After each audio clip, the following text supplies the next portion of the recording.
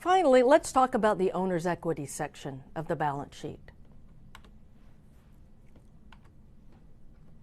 Owner's equity is also known as shareholders' equity or net assets. Why would it be known as net assets? Because it's equal to assets minus liabilities. It's also known as net book value. So several interchangeable terms.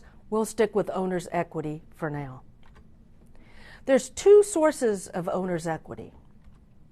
The first one is what we call contributed capital. This is capital that owners have invested in the company.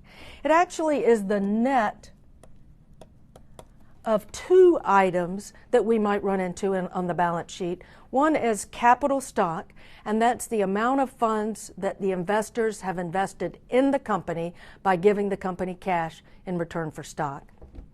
Treasury stock is the amount that the company has paid to repurchase or buy back that stock if it has decided to do so for some of its stock at some point in time. But importantly, first source of owner's equity, contributed capital from the owners or investors. The second source of owner's equity is what we call retained earnings.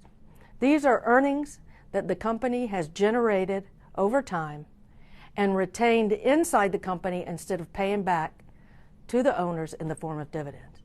I like to say the accounting folks are pretty clever when they name things, and this is a perfect example. Retained earnings, the amount of earnings the company has retained rather than giving back to the owners in the form of dividends.